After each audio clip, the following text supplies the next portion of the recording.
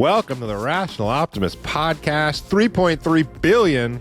That's how many people use Facebook every day, and they will not be censored anymore, according to Facebook CEO Mark Zuckerberg. I'll tell you one thing, Dan, what a 180-degree turn from Zuckerberg and Facebook, right? I mean, it wasn't too long ago that Donald Trump, the then US president, got completely banned off not just Facebook, but every social media platform. Facebook employed 40,000 content moderators. Think about all that dead weight. I mean, again, not Facebook, but Twitter. You couldn't share the Hunter Biden laptop story. Now it seems that Zuckerberg is doing a complete 180 on censorship. Instead of not allowing us to talk about certain topics and shadow banning people, he's coming out in favor of free speech. I have a few takes, but what do you think about this one? The way he described it was very direct. He didn't pussyfoot around the issue. Quote from the video: "The fact checkers have just been too politically biased and have destroyed more trust than they've created, especially in the US." Absolutely true. And he says Facebook's plan is to dramatically reduce the amount of censorship on our platforms. I think it's great news, part of the vibe shift. Before little backstory on the Rational Optimist Society, before we started it and before we decided to name it the Rational Optimist Society, you had breakfast with Matt Ridley, the original Rational Optimist, writer of the Rational Optimist book, and he shared that he was maybe not as optimistic as he had been in the past, and there was one specific reason for that, and it was censorship. Yeah, Matt wrote a book on the whole COVID scandal, and I think that really woke him up to just how big and effective the censorship machine was, because it was, you know, the theory that this COVID thing was a lab leak. It went from crazy right-wing conspiracy theory to truth in what, 6 months or 12 months or whatever. Like, you literally couldn't talk about it, and then it was just accepted wisdom. And I think going through that process for Matt really woke him up to it. And yeah, that was the number one thing he said he was worried about. It was me too. I mean, this was really, if you look at everything that happened over the past 5 or 6 years, Zuckerberg is right on. It was just blast you in the face every day, political correctness. The amount of topics and how you could talk about them was extremely narrow. I mean, you basically have one view on so many topics, like whether it was global warming, climate change, COVID, riots in America, all these type of things. There was one acceptable view, and that was just crazy to live through. I mean, I think we're actually going to look back at that time and be like, oh my God, how insane was that? Yeah, I was going to say Tim Urban, who wrote the book, What's Our Problem? Amazing book that describes well what's going on in America today and for the past 10 years. But he tweeted about this, and he said that I think 2015 to 2025 will be remembered as a dark period in American history. Feels like we may finally be emerging out of it. I think he's right. I agree with you and Matt. I was seriously worried about censorship. So rational optimism, you could think of it as like 3 steps ahead, 1 step back. The world is usually getting better, but we always take steps back. I feel like if that censorship really took over in the US and it got codified into law and in the courts and everything, that would have been like 10 steps back, because the underpinning reason the world is always getting better is because people can freely talk to each other and freely work together, and they're free to pursue their own interests, and censorship just undermines that in so many ways. Yeah, I love Tim Urban's phrase for this, echo chamber and an idea lab, right? Was the 2 phrases? Yeah, just incredible. And we've been living in this echo chamber, whatever side you're on, where who's need an idea lab, challenge each other's views.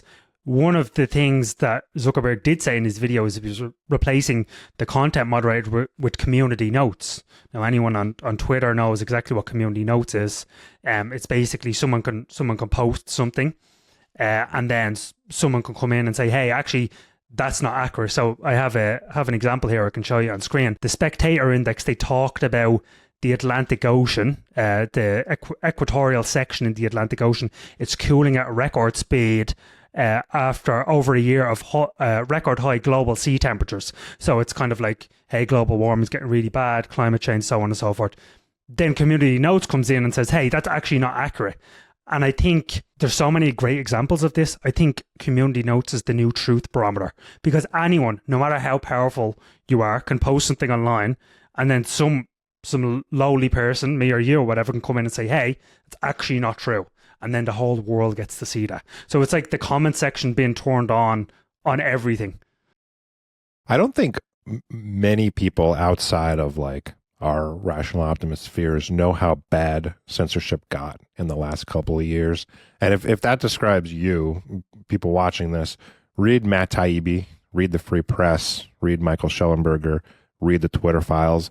It was really, really bad.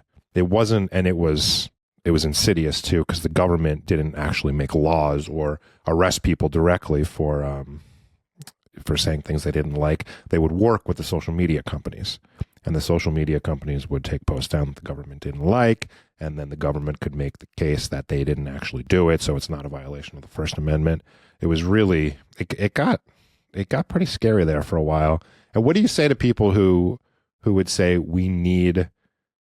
this is just going to let lies proliferate, and we need some kind of moderation so people know the truth?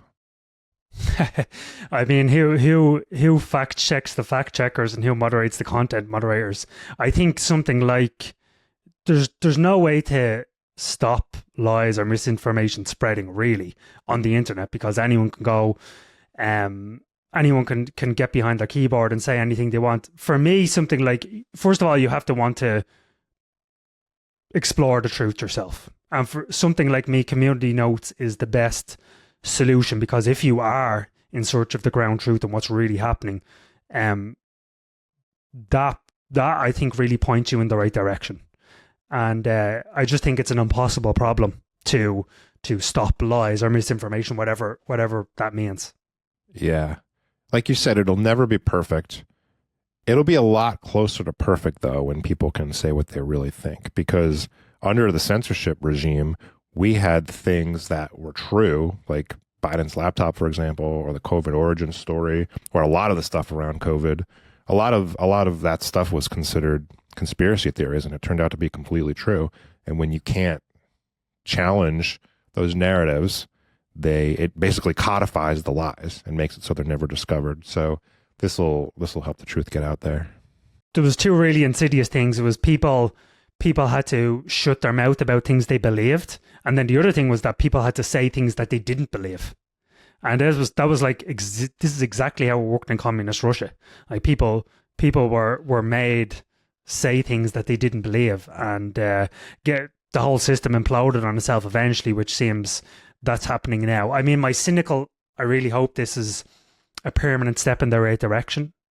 At least for, things come in waves, at least for a couple of decades. My cynical view is that Zuckerberg did exactly what the last administration did, and he's doing exactly what this administration now wants. He did what they told him to do?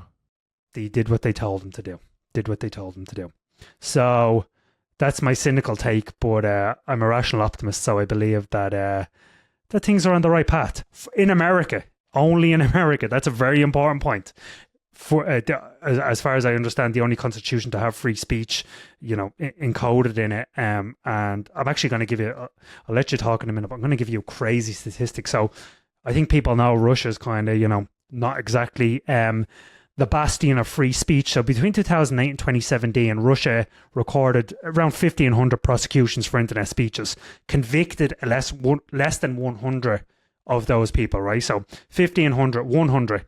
In contrast, in the United Kingdom, the birth of free speech and free expression, in the same period, you had 1,700 prosecutions for internet speech violations and 1,400 convictions. What is going on over there? And you now have, Canada proposed this online harms bill that would essentially allow police to come to your house and arrest you if you said things they didn't agree with online. Which is already happening in England, right? Exactly. This is already happening in England. It's not a proposed bill. It's already happening. And here in Ireland as well, you have a bill against the incitement of hatred without defining hatred, which is obviously very concerning. Man, back to Zuckerberg for a second. I've heard that cynical take, and I considered it that he just is shifting with the wind. But he at least 6 months ago, he went on Joe Rogan and basically apologized, or he said that he regretted for censoring the New York Post Hunter Biden laptop story before anyone knew Trump was going to win. So I mean, this is definitely good for Facebook to it's a business move too, but I tend to think this is what he really wants to do and believes. And his evolution over the last couple of years has been something to behold, huh? Just incredible. I mean, and I think he's only still, late 30s? So he still has a long, long way to go. But yeah, his evolution has been pretty incredible. And I mean, I think this whole period will just harden him for whatever comes next. You know what I mean? To give him confidence to make the right decisions. He's 40. I feel like he has 3 kids. I feel like he got older, became a dad, stopped caring so much what people think, and he's just doing what he believes is right now. That's what I choose to believe. But put a picture of him on the screen really quick. I love how he was dressed for this announcement. Big black shirt, gold chain. I went to a big bar mitzvah over the holidays, and this was the theme of it. Everybody had to wear a black shirt, and they handed out like fake gold chains. He looks like he's at a bar mitzvah. That's incredible. He's Jewish, right? Yes. Yes, he's Jewish. So we're getting a repeal of censorship. Another very positive trend is that we may be getting a repeal of the crazy regulations that have held nuclear energy back for 50 years. Yeah, thank you, Texas and Utah and nuclear reactor company Last Energy. They're finally, we talk about nuclear energy all the time, and we talk about how much more clean, safe energy, cheap energy we could have if we had nuclear, but no one's really done all that much about it. And they are finally bringing a legal challenge against the Nuclear Regulatory Commission. So the basic story is that the NRC, to say they over-regulate nuclear would be the understatement of the century. They basically don't allow any new nuclear construction or innovation, and they claim authority over everything from the gigantic nuclear power plants of 50 years ago to the little small modular nuclear reactors that are being innovated upon and starting to roll out today. And because they claim that authority over the little ones, they've essentially squashed all innovation. And that is finally, hopefully, changing with this lawsuit.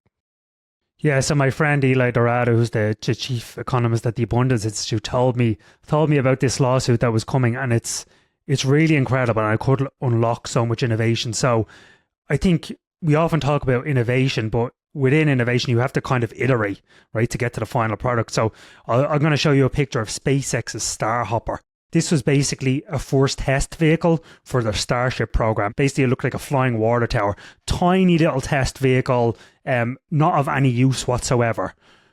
But in about 5 years, we've gone from this tiny little water tower to catching an 11 million pound skyscraper-sized rocket. And the path to get there was that you had to iterate along the way. You had to make a small design, you had to build, a prototype of this big rocket, fail a couple of times and keep going. But in nuclear, this is a question Eli actually asked in San Francisco, what is the Starhopper of nuclear? Nothing, because you haven't been allowed to innovate. Okay, you haven't been allowed to go out to the desert and build a small modular reactor and come up with some cool new designs. So it's essentially like you had to pour so much money and so much effort into trying to get, you have to try to design this new reactor, but just hasn't been possible to iterate. Hopefully with these changes, if the lawsuit was successful, we will be able to iterate in nuclear power, which, I mean, it's basically been frozen in time for 50 years, right? So the best result that this lawsuit can have is to take the power out of the hands of the NRC to regulate SMRs and give it to the states. And then we'll see what we see across other industries, where states like California and Vermont, I'm sure, will keep them banned, and states like Texas and Florida and the more innovation forward ones will see SMRs. They'll see cleaner, cheaper energy and the great results of that. And then maybe the other states will follow. That's what I actually love about America. You essentially have 50 little experiments running in tandem, right? And I mean, I think if if Texas, some of the innovation forward states, Texas, Florida, Arizona, or whatever, if they have thousands of nuclear reactors all operating safely, all giving the citizenry cheap, clean, abundant energy prices go down, that makes physical innovation in the real world easier. I just think over time people are going to wake up to the fact that, hey, first of all, this stuff isn't dangerous. It's actually great for us because it makes energy cheaper. And that's what I love about America. It really is awesome. You have that competition between states. Yeah. I don't know. I think Bernie Sanders will always be against nuclear. He came out and reiterated his anti-nuclear stance recently. It's like, why? You're not a serious person if you're against nuclear. No. I mean, I think the best reframe for nuclear is that people think it's dangerous and deadly. We know the facts just don't support that. But the way to reframe nuclear is it's the nuclear power plant that's not built is the real killer. So there was a 2024 paper from the National Bureau of Economic Research called, we'll link to it in the show notes, but the political economic determinants of nuclear power, evidence from Chernobyl. And essentially they say, hey, Chernobyl caused cancer and essentially killed somewhere between 4,000 and 60,000 people on top of the 60 that died near the power plant. But actually, if you look over the next 40 years, because we phased out nuclear power and we didn't build more of it, they calculate that it cost an estimated 4 million lives, because we stopped building nuclear power plants. We replaced it with much dirtier and dangerous coal and oil and even natural gas. And they estimate that it's cost somewhere between 4 million lives globally. So that's really the way to reframe nuclear power. The more nuclear you build, the more lives you save. I like to think of the nuclear innovators like the dinosaurs in Jurassic Park. You ever see Jurassic Park where it's like life finds a way? They try not to let the dinosaurs have babies, but life found a way. The innovators find a way, even though they are crushed by regulations from the NRC. We have all sorts of innovations in nuclear. Essentially, we have SMRs where the risk of a meltdown, the risk of radiation escaping during a meltdown is effectively zero, or so close to zero that it might as well be zero. And like the old nuclear technology, the stuff used in the gigantic power plants with the big gray towers, that stuff's 50 years old. It's already gotten significantly better since then. And just imagine what will happen when we lift these regulations and let the innovators innovate. Yeah, it's incredible. I mean, I think a big important part of this is 2024 was really the year of the nuclear renaissance. It was the year that the largest, most valuable, most cash-rich companies in the world, the big tech companies, woke up and said, hey, nuclear isn't evil. Actually, we needed to power our AI data centers. And that is a huge deal, because what Amazon and what Apple and what Microsoft says determines how a lot of other companies think about it. It kind of gives them cover. Oh, hey, this big company thinks it's not evil. I guess we can say that and do that too. And I think those guys are going to shower politicians in Washington with millions of dollars, and they're going to get the nuclear regulations eased, and they're going to get special carve outs for, doing things in certain states or certain areas or whatever. So I think that's a really big deal. And again, something that Matt, the CEO of Allo Atomics, which is the nuclear startup, told us in Austin was, hey, the regulation's been a problem.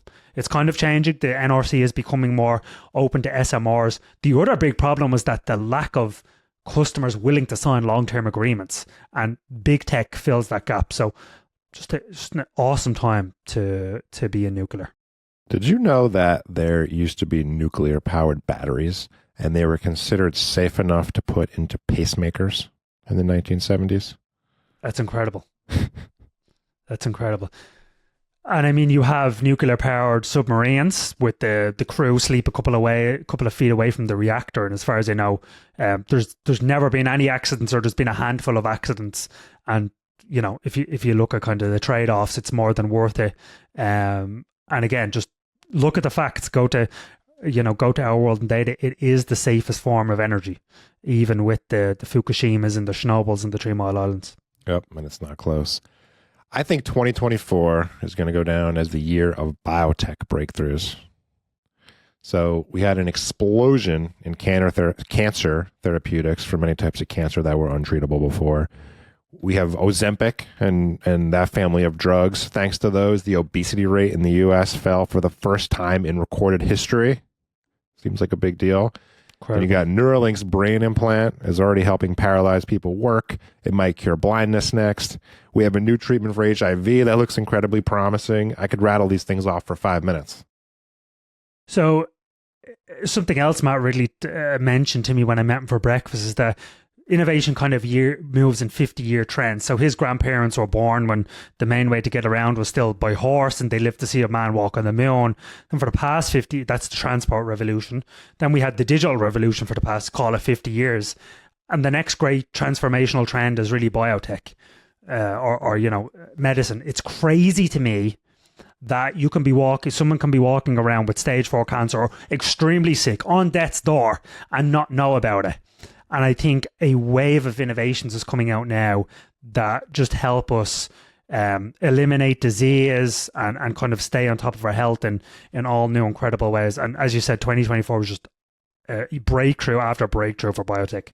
And life expectancy after declining during COVID is back on an uptrend. Do you think we're going to see like a jump in life expectancy soon? It's always kind of a slow slope upwards, but you think we're going to see a gap up, like a stock?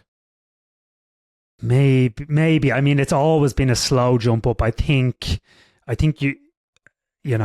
not sure what the exact facts are. Like for every year, life expectancy rises on average 3 months or whatever it is. I think it's going to continue to grind slowly higher until we get something, I don't know, just incredible. Maybe it comes out of CRISPR or mRNA or whatever. Let me ask you, there was so much. We're going to write about this, I think, next week in our WTF happened in 2024 series. Of all the biotech stuff that happened in 2024, what do you think is the most exciting or most important? I have to say Neuralink. Man, letting paralyzed people use computers, and eventually it's going to let them control bionic limbs and live like normal people. That's just like... It's just so amazing to me. It's a brain implant that reads the electrical signals and lets them sort of live life somewhat similar to a person that can move. So I like that because it's physical. mRNA is incredible too. Ozempic's incredible too, but it goes in the body, and I don't pretend to understand how that stuff works. But Neuralink is just like put a chip under your skull, and now you can do a lot of the things that an unparalyzed person can do. It's incredible. Incredible. And as you said, in a not too distant future, I mean, they had some paralyzed athletes carry the Olympic torch at the Paris Olympics last year wearing an exoskeleton. And you think, oh, hey, 5 years down the line, Neuralink chip with that technology that's going to continue to get better, and robotics, I mean, it's only a matter of time before paralyzed people can walk again. Neuralink claims it will be able to cure blindness soon too. Right. Even for people who have never seen before. Incredible. And I mean, there was that story of the 14-year-old kid, Antonio, in Miami getting special gene editing CRISPR drops all these other treatments didn't work for him. I think they treated him for 6 months or so, and he can see for the first time now. I mean, that's just, if you think about, you have a child with some disease, that's just incredible. I think those are still somewhat limited. They're in test mode still. I mean, I think Neuralink is on its second or third patient. For me, the most promising thing in 2024 was Ozempic and the GLP-1 drugs, just because of the amount of people that are on them. And there's been all these, first of all, it was a diabetes drug, and then it helped people lose weight. And now you're seeing stuff coming out saying treats Alzheimer's, it staves off arthritis, reduces heart attacks and strokes, suppresses addiction, it lowers the risk of developing all these cancers. Weirdly enough, you can't. It's like gold dust in Europe. Like, you basically can't get it unless you're on death's door. Which, I mean, you know what? I'm not a big fan of government spending, but I wish the government would just put billions of dollars and be like, here's 10 Ozempics for every person in the country. I don't find that weird at all. Isn't that Europe's thing? Yeah, I mean, I guess it's spending all this money on social programs. They should do an Ozempic social program.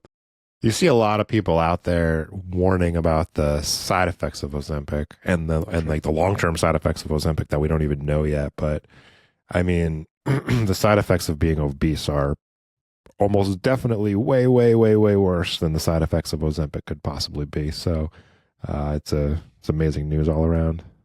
Yeah, and I think that the amazing thing about this is that a lot of the breakthroughs that we talk about, they're kind of detached from your life, but this really means more birthdays celebrated, biotech breakthroughs, curing diseases, eliminating diseases, letting paralyzed people work again.